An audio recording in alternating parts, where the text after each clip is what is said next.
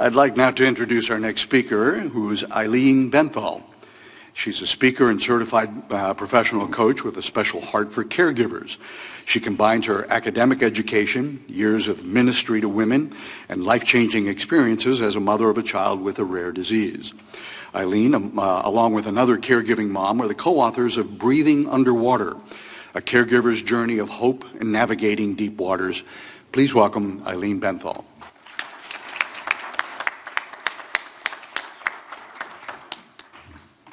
Thank you very much. So my name is Eileen Benthal. I'm a writer, speaker, and a certified professional coach with a special heart for people with disabilities and those who care for them. I'm here today to share with you from the family caregiver's perspective some statistics on family caregiving from Family Caregivers Association. 65.7 million caregivers make up 29% of the U.S. adult population, providing care to someone who is ill, disabled, or aged. The value of unpaid family caregivers will likely continue to be the largest source of long-term care services in the U.S. More women than men are caregivers. Caregivers suffer a particularly high level of economic hardship due to their caregiving. Researchers show that caregivers can have serious physical health consequences. 17% of caregivers feel their health in general has gotten worse as a result of their caregiving responsibilities. I am a caregiver and a mom of a beautiful daughter with special needs. She's in the back of the room and you can meet her later. So my daughter was born with CCM3, which is a rare genetic disease that causes malformations, brain hemorrhages, and seizures. She is a young adult who struggles to read and write, cannot live independently, and has had over 80 surgeries in her brain. She's a miracle, and she teaches me every day how to live with gratitude. I know what it's like to feel like you're trying to keep your head above water while the ocean waters rise. No time to care for yourself while you feel like you're drowning. Through dreams, prayerful reflection, and advocacy, I've discovered strategies to not only survive, but to thrive in the midst of challenging circumstances. When my daughter, Johanna, was born, I knew that there was something wrong. Something was nudging at my subconscious, telling me to be attentive to my daughter, differently than any of my other 3 children. When she was just a few weeks old, I began having disturbing nightmares. In the nightmares, I was out in the middle of a cold, dark ocean with no land in sight, holding my newborn baby in my arms. Over the next weeks, I wondered if the nightmares were some sort of postpartum depression or if they were connecting to this growing foreboding, this feeling inside of me. Then when Johanna was 11 weeks old, my baby's soft spot started bulging and symptoms that her brain was under pressure prompted our doctor to send us to the emergency room. The ER doctor confirmed that her brain was under pressure. They ordered a CAT scan to find out why. I immediately asked if the CAT scan could show a brain tumor. Much to the doctor's and my husband's surprise, the doctor assured me that it would, if indeed there was a tumor. At that point, I knew. The doctor called us in to see the CAT scan of her brain. I immediately thought of my nightmare. Johanna's brain was covered in pools of cerebral spinal fluid. She had developed hydrocephalus, or water on the brain, because of a large mass that was compressing her brainstem. The minute I saw the scan, I knew my nightmares of being out in the ocean treading water were a message. My baby's brain was drowning in her own fluid. I was literally holding her up to keep her alive. Despite that shocking news, I was relieved. I was no longer in that ocean alone. Others now understood the foreboding feeling I felt since Johanna's birth. Now we would get the help that we needed to keep us from drowning. That night, my daughter had the first of many brain surgeries to remove these hemorrhaging malformations called cavernous angiomas. She also has a shunt to drain the fluid from her brain to her heart. That shunt malfunctions frequently, causing the need for more brain surgery. That cold November night in 1996 was the beginning of a very long journey. The nightmares continued for years. and they served as a warning that we were headed into a longer stretch of difficulties for my daughter. Sometimes the setting would change. We were out enjoying a fun day at the beach as a family, but then all of a sudden a tsunami would come. My husband still doesn't like to go to the beach. It would sweep us out to sea, but they always ended the same. I was out in the middle of the ocean, treading water with my daughter in my arms. Then one night when Johanna was around 7 years old, the silent, foreboding nightmares changed. I heard a voice speak to me in a dream. The voice said to me, "You can let go. You are in the ocean of my mercy. You will feel as if you are drowning as the ocean waters rise over your head. But I will teach you a new way of breathing, how to breathe underwater." When I awoke the next morning, I knew that these foreboding nightmares had been transformed into a wise dream that would guide me along a journey of hope. The very next morning, I wrote the dream down in my journal.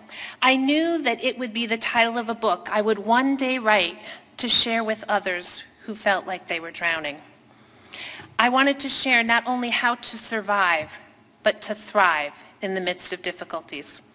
A year ago, I celebrated my 50th birthday. I knew God was telling me that this was the year my book would be published and to pursue a coaching certification to work specifically with caregivers.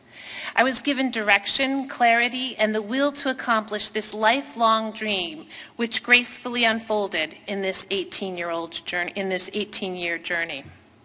18 years and over 80 surgeries later, my beautiful daughter is herself a living testimony to the power of hope and the ability to take a breath while you feel like you're drowning. Now was the time to tell her story. As I wrote, I realized that Breathing Underwater was not just an intriguing title, but rather it was an outline of encouragement for anyone who felt like they were drowning in their circumstances. I developed the acronym BREATHE as a way to help me articulate strategies I've learned to share with those who are so focused on caring for others that they cannot care for themselves. Join me for a moment now as I share this outline and take a deep breath. Believe. The first step in learning to breathe underwater is to believe. If it weren't for God's grace, I would not be standing at this moment to tell you this story. On my own strength, I'd probably be locked up in a padded cell somewhere, waiting for the light of day. Maybe you're not at a place where you can believe in anyone outside of your own strength or your own will to survive. How is that working for you? I know it's hard to believe in a loving God when you feel like you're drowning, but you can take one step. Take a deep breath and believe. I'm here to help you. Restore. How is it possible to restore all that we have lost when we feel like we've been overcome by tidal waves of grief? An undercurrent of despair is always pulling us into a downward spiral. Restoration happens when we choose to be grateful for the little blessings in our lives. Each day there are new avenues to gratitude. As we choose gratitude, we grow in our ability to restore. Not necessarily by rebuilding on the same foundation, but rather by finding new paths to heal. Restoration begins with rest. We must find rest for our bodies, our minds, and our souls if we are to learn to rest, restore, and to breathe. Engage. Stress calls us to retreat from those we love and crawl into our holes or tread water alone when we feel like we're drowning. When we're under stress and drowning in our circumstances, we often make bad choices to disconnect through technology, food, drink, or other things that can create negative patterns in our thoughts and behaviors. Making real connections with others in our lives will help us to take the next step. We are not meant to make this journey into deep waters on our own. We need trusted friends and advisors to help us engage with our feelings, beliefs, and interior strength. Don't get me wrong. Disconnecting from stress through the simple pleasures of life is a beautiful thing. But first we have to reconnect and engage with who we were and who we have become. Embrace it and just to be, so as to breathe. Advocate. I became an advocate when I became a mom. The first time someone suggested that I give up breastfeeding my newborn son, I knew what it meant to be an advocate for my child and for my best interests. Motherhood prepared me for everyday kinds of advocacy and strengthened my character and my resolve. It paved the way and laid the foundation to face challenges of advocacy as the mother of a special needs child. But nothing could quite prepare me for questioning my daughter's care in pediatric intensive care units, for sharing my maternal instincts and informed opinions with world-renowned neurosurgeons, for firing anesthesiologists in the operating room holding area, much to my husband's dismay, or for challenging the Senate Majority Leader on national television. These are all circumstances where I have learned powerful lessons of advocacy. If there is one gift I am certain that everyone needs when they are drowning in their circumstances, it's the ability to advocate for oneself and for those we love. When you learn how to advocate, you learn how to breathe in all circumstances, even when you feel like your life is falling apart. Time. Time is a gift that we've all been given, but it's one that literally slips through our fingers when we don't acknowledge and respect that gift. I used to have lots of reasons for doing the things that I do. Why I work from home, why I drive a car with 200,000 miles on it, why I put aside my best laid plans just to have a cup of coffee and a conversation with my young adult kids. It all comes down to time. Sorry. When my older sister died in a tragic car accident, and when my youngest child was born with this life-threatening disease, I realized that time was one of our greatest gifts. Don't let time wash over you like the pounding surf. Take time for yourself and for those you love. Hope. One of my favorite Bible verses says, hope isn't hope if its object is seen. The greatest thing about hope is you don't have to have life going your way to find it. It only takes a change in perspective, a look at life from the brighter side to get you to find the hope in each new day. Hope is essential to breathing underwater when you feel like you're drowning. Good day, bad day, neither one matters. Hope sees the unseen, and no circumstance can take it away.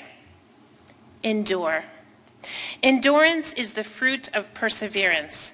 These journeys of breathing underwater are hardly for the faint of heart. The best way to learn to breathe underwater is the journey to the finish, and I want to help you breathe. Stay the course, believe, restore, engage, advocate, take time, hope, and endure. Thank you.